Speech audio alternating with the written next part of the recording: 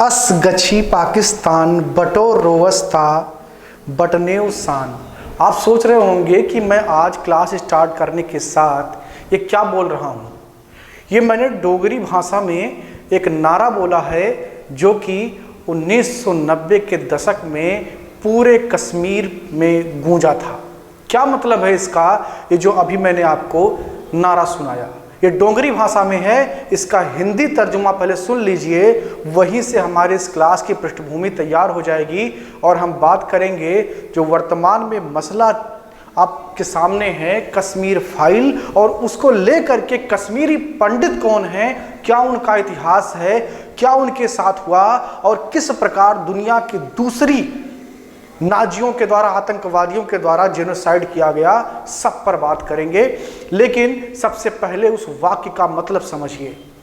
उस समय जो कश्मीर के अतिवादी थे उन्होंने कहा कि हमें पाकिस्तान चाहिए, लेकिन उस पाकिस्तान में हमें कश्मीरी हिंदू पुरुष नहीं चाहिए, उनकी महिलाएं जरूर चाहिए। ये किस प्रकार की मानसिकता है। और इसके साथ जो खड़े हुए लोग दिखाई दिए, आज से नहीं, 1990 से लेकर के वर्तमान समय तक उनके पास आज तक कोई जवाब नहीं है कि वो ऐसी गंदी विचारधारा के साथ कैसे खड़े रहे। तो इस पूरी क्लास में हम बात करेंगे कश्मीर और कश्मीरी पंडितों के इतिहास पर। यह जानने का प्रयास करेंगे कि आखिर उनके साथ 19 जनवरी 1990 को जो हुआ उसके पीछे की इनसाइड स्टोरी क्या है। इस क्लास का उद्देश्य किसी की भी धार्मिक भावनाओं को ठेस पहुंचाना नहीं है, लेकिन याद रखें कि अल्पसंख्यक के साथ अगर अन्याय नहीं होना चाहिए तो बहुसंख्यक के साथ भी अन्याय नहीं होना चाहिए। और किस किताब में लिखा है कि अल्पसंख्यक गलती नहीं कर सकता है, केवल बहुसंख्यक ही गलती कर सकता है। आज हम आपको वो स्याह पक्ष इस क्लास में दिखाने जा रहे हैं जिससे आप समझ पाएंगे कि किस प्रकार से भारत में एक तथाकथित अल्पसंख्यक ग्रुप ने एक बहुसंख्यक को उसके घर से ही नहीं छीना, बहुत सारे लोगों को सड़कों पर मार दिया, उनके बीवी बच्चों के साथ बलात्कार किया। तो वो सारी चीज़ आप समझ पाएंगे। अब आप समझ गए होंगे कि हमारी पृष्ठभूमि क्या होने वाली है। द कश्मीर फाइल्स नाम से एक सिनेमा रिलीज हुआ है 11 मार्च 2022 को। इस फिल्म में दिखाया गया है कि किस प्रकार कश्मीरी पंडितों को 1990 के दशक में उनके खुद के घर से निकाल दिया गया, वहां से निकाल दिया गया जहां के वो नेटिव थे। अरे बाहर से तो कौन आए थे, मंगोल, तुर्क और अरब आए थे, घर तो कश्मीरी पंडितों का था, उनको निकाल दिया गया वहां से। तो उसकी कहानी क्या है, इनसाइड स्टोरी क्या है, सब कुछ समझेंगे। तो चर्चा क्यों कर रहे हैं ये आप समझ गए होंगे। अब चर्चा पर आते हैं। कौन है ये कश्मीरी पंडित, कहां से आए।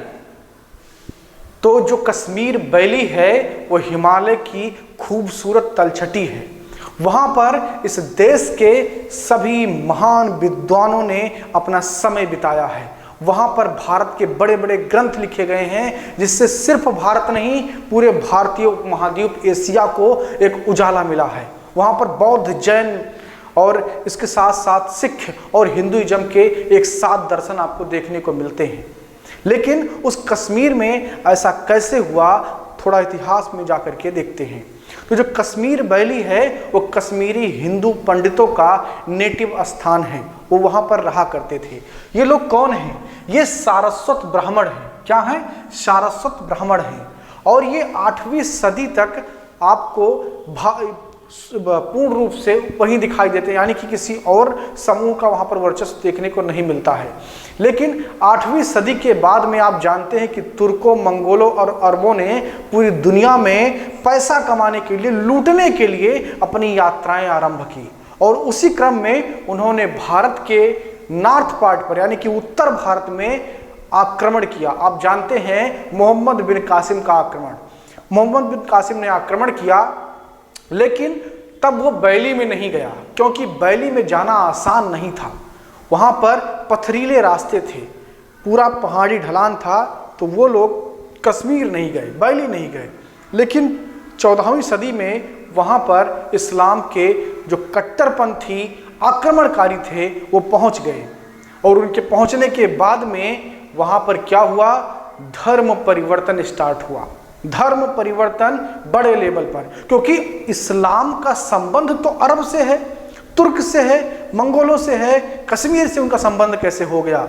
तो वो वहां से आए आक्रमणकर्ता बन के और हिंदू राजाओं के बीच की जो आपस की लड़ाई थी उसका फायदा उठा करके सत्ता में बन बैठे और लगातार कन्वर्जन करते चले गए। कभी उनको सूफीवाद के द्वारा यानी कि इस्लाम के एक लिबरल रूप को दिखा करके उनको जो है परिवर्तित कराया गया, और कभी उनको डंके के चोट पर डंडा बजा करके तलवारबाजी से उनको परिवर्तित कराया गया।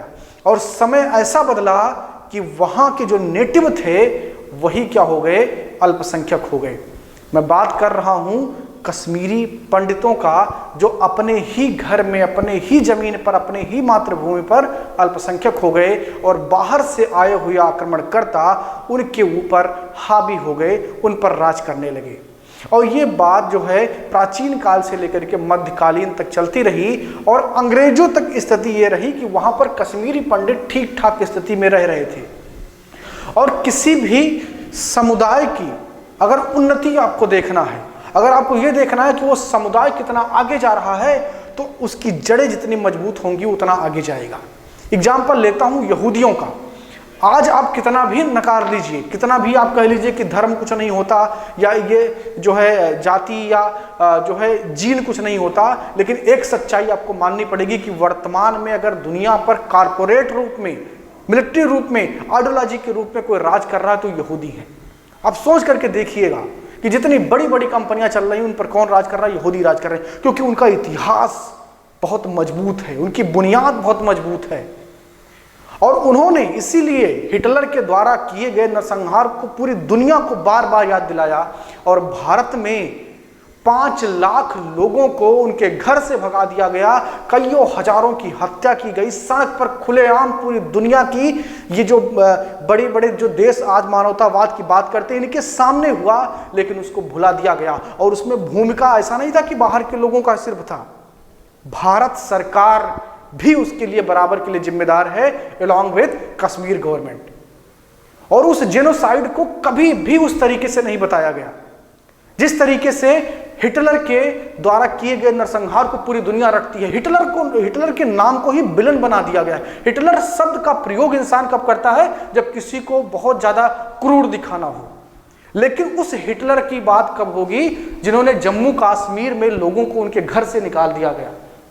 और वो कब हुआ, आजाद भारत में। भारत कब आजाद हुआ, 1947 में भारत आजाद हुआ, और ये घटना 1990 की है, आजाद भारत की घटना है। और इस प्रकार का नरसंहार, और नरसंहार होने के बाद में ऐसा नहीं था कि उनको सिंपैथी मिल रही थी, उनको लोग मदद कर रहे थे, और उन्हीं पर सवाल खड़े किए गए। आज आजादी के नारे लगते हैं भारत में कहीं कहीं, कौन सी आजादी ढूंढ रहे हैं वो लोग आज आजादी मांगते हुए दिखाई पड़ रहे हैं जिन्होंने दूसरी की आजादी छीन ली, उनके घर को छीन लिया। तो ये समझते हैं हम कि पूरा मामला क्या है। और 19 जनवरी 1990 का जो नरसंहार था आतंकवादियों के द्वारा, कश्मीरी नाजियों के द्वारा, उसको हम आज समझेंगे और एक एक बिंदु में समझाऊंगा कि ये कैसे हुआ, ये इसकी क्या इनसाइड स्टोरियां हैं, क्या थ्योरियां हैं, और कौन से ऐसी चीज है जिनको छुपाया गया डर के। मैं ये नहीं कहता हूं कि अगर भारत के दूसरे हिस्से में कहीं पर मुसलमान रह रहे हैं तो उनके साथ वैसा व्यवहार होना चाहिए, कतई नहीं। नियम कानून ये कहता है कि सबको न्याय मिलना चाहिए। तो अगर न्याय अल्पसंख्यक के रूप में पूरे भारतीय भूभाग पर मुसलमान, सिख, ईसाई को मिल रहा है, तो कश्मीरी पंडितों को क्यों नहीं? उनको न्याय कौन दिलाएगा? तो उन्हीं के न्याय पर अब जो है इस तरीके से बात होगी और हम समझेंगे, उसे हमारी किताब में दर्ज करना चाहिए। अगर हम नाजीवाद को पढ़ते हैं, हम फासिज्म को पढ़ते हैं, फांसीवाद को पढ़ते हैं, तो हमें कश्मीरी पंडितों पर हुए हुए अत्याचार को पढ़ना चाहिए, ताकि इतिहास से सीख करके भविष्य में आप लोग याद रखें कि अगर किसी भी प्रकार के, इस प्रकार के जो बाहर के आए हुए लोग हैं, अगर वो हावी आपके ऊपर हो गए तो आपको किसी दिन भगा देंगे, आपकी टेरिटरी से आपको नष्ट कर देंगे। ये चीज़ आपको याद रखना चाहिए। और इसीलिए दुनिया में यहूदियों ने कभी भूलने नहीं दिया किसी को हिटलर नाम, और लगातार याद दिलाते रहे। तो इसको याद दिलाना भारत के हर व्यक्ति का जिम्मेदारी हो, वो चाहे हिंदू हो, मुसलमान हो, सिख हो या ईसाई हो। अगर वो विश्वास करता है मानववाद में, तो कश्मीरी पंडितों की दास्तां सबको बतानी पड़ेगी और सबको जानना पड़ेगा और उनको न्याय दिलाना पड़ेगा। तो यहाँ पर समझेंगे हम कि क्यों ये वहाँ से भगाए गए और उसके पीछे का रीज़न क्या था। अब इसमें कई आपको थ्योरीज मिलेंगी अलग अलग, लेकिन यहाँ पर जो सबसे मजबूत थ्योरी मुझे लगती है और बहुत सारे रिसर्चर को लगती है, उसको हम थोड़ा सा आपको बताते हैं। इसको समझिए, रूस, अफगानिस्तान और अमेरिका, इन तीनों के केंद्र बिंदु से स्टार्ट होता है जम्मू कश्मीर, पीओके और पाकिस्तान में एक नया आतंकवादी ग्रुप। और उस समय पाकिस्तान का जो मुखिया था वो जियाउल हक था। मामला है, रूस ने अफगानिस्तान पर अटैक कर दिया था। रूस ने अफगानिस्तान पर अटैक कर दिया था और अफगानिस्तान में सोवियत संघ की सरकार चल रही थी। आप याद करिए कि उस समय अमेरिका और रसिया आपस में कोल्ड वार कर रहे थे, लड़ रहे थे, ठीक है ना। तो ये हो रहा था, अफगानिस्तान में रूस का वर्चस्व बढ़ रहा था, लेकिन वहीं पर पूरी दुनिया के चौधरी अमेरिका को ये बात खटक रही थी, उनको उंगली करनी थी कि कैसे इनको रोका जाए। और उन्होंने उंगली करने में हमेशा मानवतावाद की धज्जियां उड़ाई हैं। अमेरिका को अगर एक लाइन में मैं बताऊं तो वो सबसे चतुर चालाक चांडाल है। अमेरिका चतुर चालाक चांडाल है और वो हमेशा से अपना प्रभुत्व बनाने के लिए किसी भी हद तक गिर सकता है, उसके गिरेबान में कभी उसने झांक करके नहीं देखा। तो हुआ क्या कि रूस का वर्चस्व देखते हुए अमेरिका को बर्दाश्त नहीं हुआ और उसने धर्म के नाम पर जो अफगानिस्तान में गुंडे, बदमाश, अपराधी थे, उनको धर्म के नाम पर लामबंद करना स्टार्ट किया और मुजाहिदीनों का एक फौज तैयार कर दिया।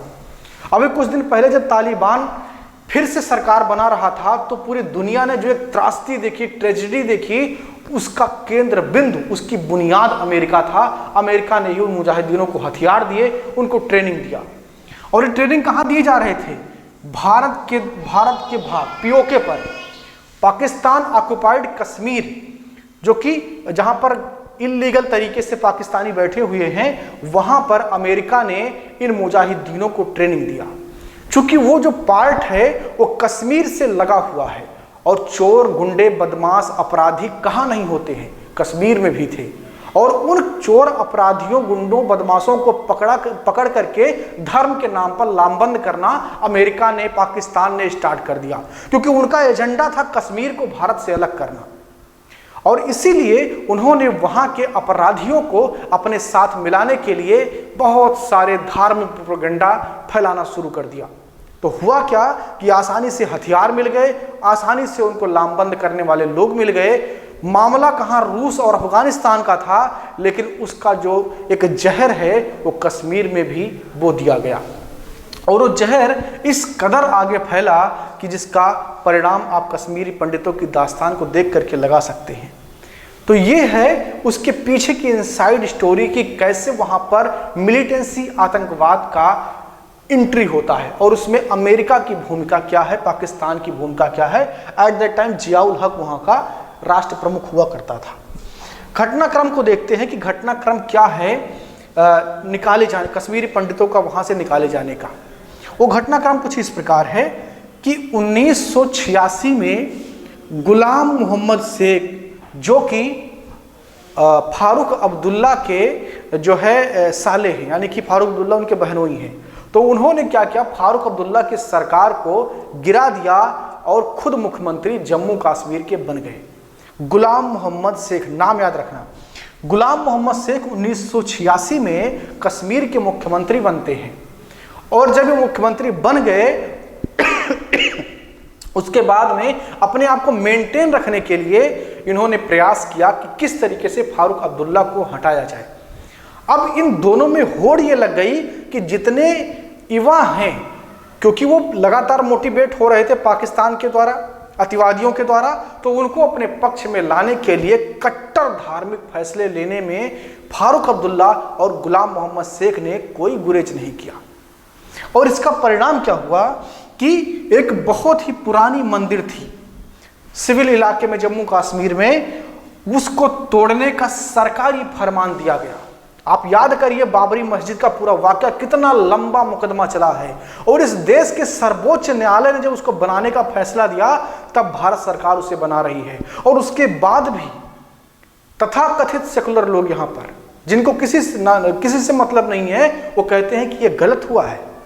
आप गुलाम मोहम्मद शेख का वो सरकारी फरमान यहाँ पर देखिए, उन्होंने सीधे सीधे कह दिया कि पुरानी मस्जिद को तोड़ो और वहां पर मस्जिद बना दो।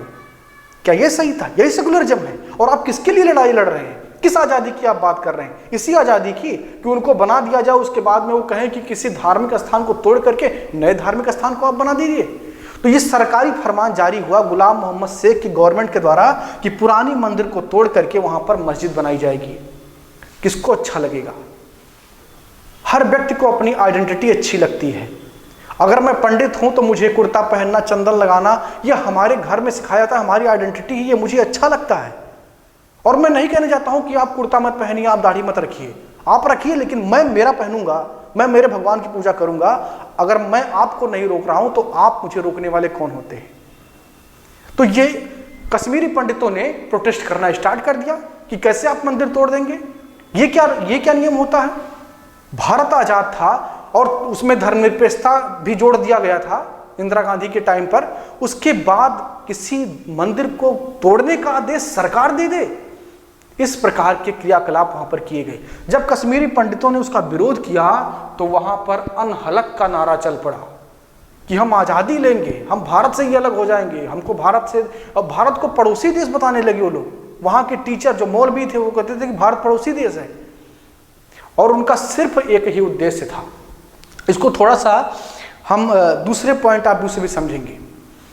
कश्मीरी पंडितों को भगाए जाने के पीछे सबसे बड़ा मुद्दा धर्म था, लेकिन उसके साथ साथ जो दूसरा मुद्दा था वो अर्थ था, धन था।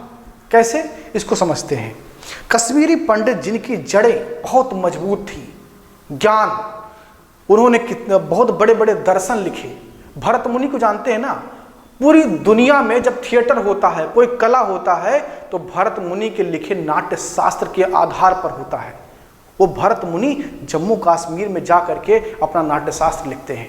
उनकी जड़ें इतनी मजबूत थी, बुनियाद इतनी मजबूत थी कि उन्हें कोई रोक नहीं सकता था। वो लगातार फल फूल रहे थे।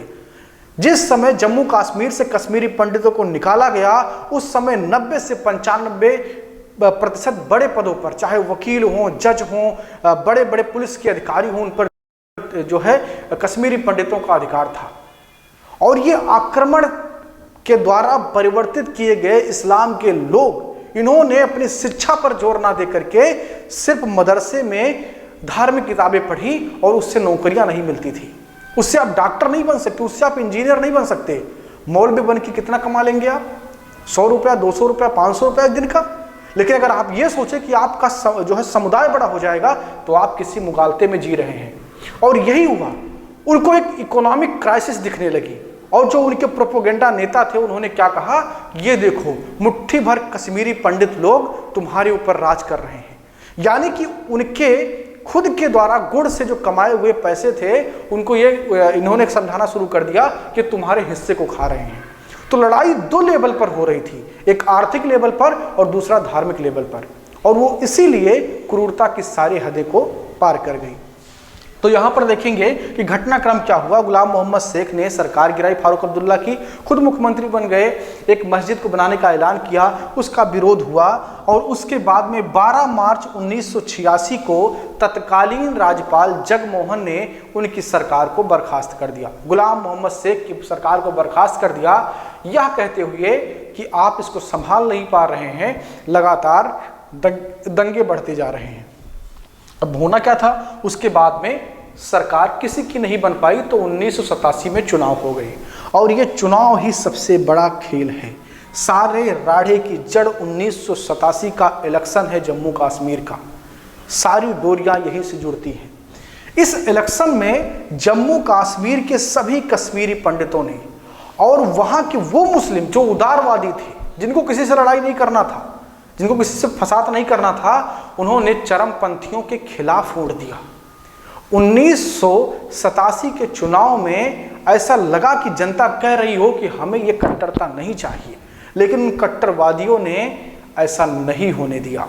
और जो सरकार फारूक अब्दुल्ला की बनी, उसमें कट्टरवादियों को ज़्यादा मजबूती देने का प्रयास किया गया, और वहीं से पूरी की पूरी कहानी ऐसी बन गई कि अब कश्मीर कश्मीरी पंडितों के लिए नहीं रह गया। उसके बाद जो सबसे बड़ा एक जो है घटनाक्रम आपको देखने को मिलता है, वो 1988 में देखने को मिलता है, जब JKLF Jammu Kashmir liberation front का गठन होता है और इसका उद्देश्य क्या है, आज भी JKLF चल रहा है। JKLF का उद्देश्य क्या है, कश्मीर को भारत से अलग करो। और इस संगठन कब बना, 1988 में बना।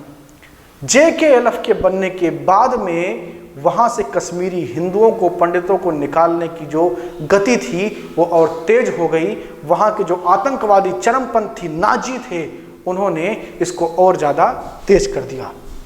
14 सितंबर को सबसे पहली जो एक बड़ी हत्या जिस पर लोगों की नज़र गई वो हुआ था तिलक लाल टपलू का।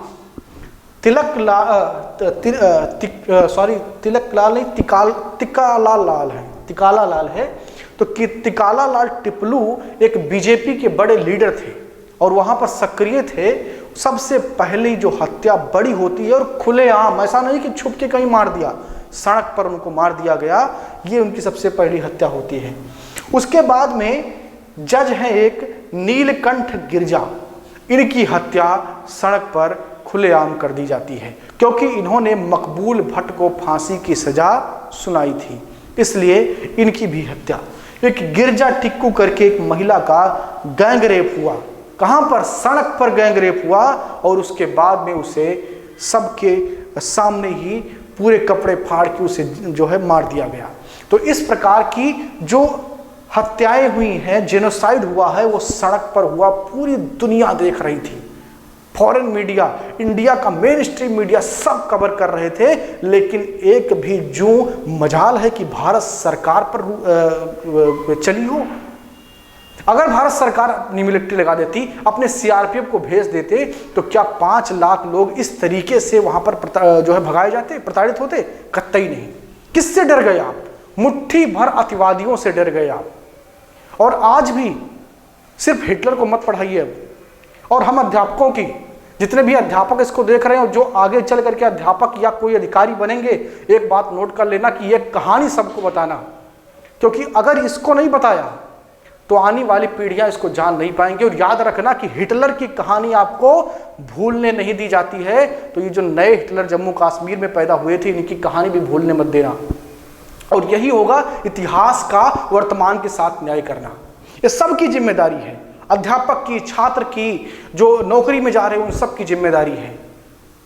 क्योंकि इस मानवता को अगर सुंदर बनाना है, उसको आगे बढ़ाना है, इसको जीवित रखना है, तो हम सबको ये जिम्मेदारियां लेनी पड़ेंगी। और द कश्मीर फाइल जैसे सिनेमा भी बने और इसको प्रमोशन मिलना चाहिए, ताकि लोग सच्चाई को जान पाए। कश्मीर पर बहुत सारी फिल्में बनी, लेकिन सब ने उसे अलग एंगल से दिखाया।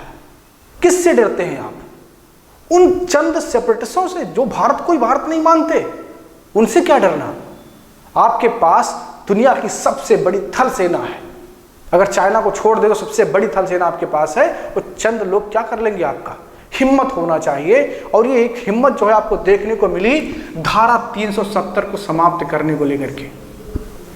जब भारत सरकार ने सोच लिया कि मैं इसे समाप्त कर दूंगा, तो कोई रोक पाया? आज तक धारा 370 हटने के बाद में क्या कुछ ऐसा बड़ा आपको दिखा कि सब कुछ बर्बाद हो गया? हमारे दिमाग में क्या परसेप्शन भरा गया था कि अगर धारा 370 को हटा दिया जाएगा तो पता नहीं क्या हो जाएगा, कोई तूफान आ जाएगा, सब कुछ बर्बाद हो जाएगा। लेकिन कुछ नहीं हुआ, हट गया। जम्मू कश्मीर का विभाजन भी हो गया, लेकिन कुछ नहीं हुआ। इसीलिए मैं कहता हूं कि जो नेता हैं, भारत बहुत मजबूत है। बस जरूरत किसकी है कि आपको हिम्मत बना करके उनसे लड़ना है। उनकी कोई औकात नहीं है, वो कुछ नहीं कर पाएंगे। वो तो इतना पढ़े लिखे भी नहीं है कि ढंग से अखबार पढ़ पाएं, वो क्या भारत को बर्बाद करेंगे।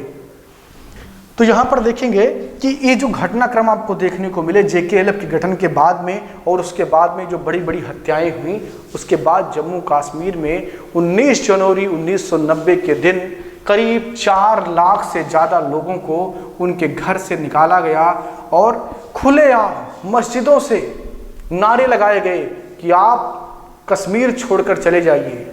नारा क्या था कि या तो आप अल्लाहू अकबर बोलिए। अल्लाहू अकबर बोलने में कोई दिक्कत नहीं, मैं भी बोल दूंगा अल्लाहू अकबर, बहुत अच्छी बात है। अब अल्लाहू अकबर का मतलब कि अल्लाह महान है, God is the great, that is good, कोई दिक्कत नहीं है। लेकिन आप जबरदस्ती ये कहें कि नहीं मैं किसी धर्म को मानता हूं, आप ही उसको मानिए, ये गलत है। तो अल्लाहू अकबर आपको कहना पड़ेगा, यानी कि इस्लाम को मानना पड़ेगा। दूसरा बात उन्होंने कहा कि अगर कश्मीर में रहना है तो आपको मुस्लिम बनना है। अगर आप ऐसा नहीं स्वीकार करते हैं तो आप कश्मीर से चले जाइए या तो यहीं पर मर जाइए, यानी कि इसके अलावा कोई ऑप्शन आपके पास नहीं है। और ये नारे खुलेआम अखबारों में छप रहे थे। 2 अखबारों को मैं आपको देता हूं उदाहरण। 4 जनवरी 1990 को उर्दू अखबार आफ्ताब में साफ साफ छपा। कल्पना करिए आप, कितनी बड़ी बात है। अखबार में, जिस अखबार को जब सुबह खोलकर आप पढ़ते हैं तो आप सोचते हैं कि संविधान के दायरे में जो है सारी बातें लिखी गई होंगी। कोई इसका उल्लंघन करेगा तो कोर्ट बैठा है, सरकार बैठी, पुलिस है, व्यवस्था है, मिलिट्री है, सीआरपीएफ है। ऐसे ही एक अखबार में लिखा हुआ था कि आप कश्मीर छोड़कर चले जाइए, नहीं तो आपको मार दिया जाएगा। ये है सच्चाई। और दूसरा जो अखबार है आपका अल सफा, इन अखबारों में खुले तौर पर लिखा गया कि आप कश्मीर छोड़ के चले जाइए, अन्यथा आपको मार दिया जाएगा या तो आपको अपना धर्म बदलना पड़ेगा। तो ये है कश्मीरी पंडितों की सच्चाई, जो हर एस्पायरेंट को, हर छात्र को, हर अध्यापक को, हर पॉलिसी मेकर को, सबको जानना चाहिए। ये लड़ाई किसी धर्म की नहीं है, ये मानवता की लड़ाई है। ऐसा नहीं है कि किसी सलीम को जाकर के आपने थप्पड़ मार देना है कि तुम्हारे मजहब के लोगों ने वहां से लोगों को निकाल दिया था। ऐसा नहीं है, ये मैं नहीं कह रहा हूं, कतई नहीं। मैं ये कह रहा हूं कि अगर न्याय यहां पर किसी सलीम को मिलता है तो वहां पर कृष्णा पंडित को क्यों नहीं? उनको भी न्याय का अधिकार है और उनकी उस लड़ाई की बात कौन करेगा? बहुत सारे नारे लगे कश्मीर में। बुरहान वानी आतंकवादी था, उसको लेकर के नारे अगर लग सकते हैं तो क्या कभी कश्मीरी पंडितों की भी आवाज उठाई जाएगी? ये सवाल है। और इस पर एक ध्यान आपको और आकर्षित करने की जरूरत है कि 2015 में नरेंद्र मोदी सरकार ने 2000 करोड़ का एक पैकेज की घोषणा की कि कश्मीरी पंडितों का पुनर्वास कराया जाएगा। मोदी जी, क्या मजाक कर रहे हैं आप? ये 2000 करोड़ से क्या होगा? 4 लाख कश्मीरी परिवार अपने घर से बाहर निकले थे। 2000 करोड़ में तो उनका खाना भी ठीक से नहीं चल पाएगा। अगर वर्तमान सरकार बहुत ही सीरियसली, चूंकि उन्होंने करके दिखाया, धारा 370 को हटाया, तो अगर सीरियसली वो चाहते हैं कि कश्मीरी पंडित पुनः अपने घर में जाएं, तो उनके लिए कुछ ऐसी व्यवस्था करें जो लगे कि हाँ व्यवस्था है, उनका पुनर्वासन हो सके, वो फिर से अपने बैली में जाएं, उस बैली में जहाँ पर सारस्वत ब्राह्मणों के मंत्र से पूरा हिमालय गूंजता था, वहाँ पर वो फिर से वापस जाएं। और इसके लिए किसी बड़े पैकेज की, बड़े संगठन की, बड़े व्यवस्था की ज़रूरत है ताकि पुनः कश्मीरी पंडित अपना घर प्राप्त कर सकें। ये न्याय, समानता, अधिकार हमें हमारा संविधान सिखाता है। तो उम्मीद करता हूँ कि इस क्लास में आप वो सारी चीज़ समझ पाए होंगे जो कि इतिहास से लेकर के आज वर्तमान तक कश्मीर का है। तो आप क्या सोचते हैं, आपकी राय क्या है, कमेंट बॉक्स में ज़रूर लिखना, और लिखना ज़रूर जो भी सोचते हैं आप। जैसे भी बातें हमारी यहाँ से निकली, आप उस पर क्या सोचते हैं इसको ज़रूर लिखना। बहुत बहुत धन्यवाद।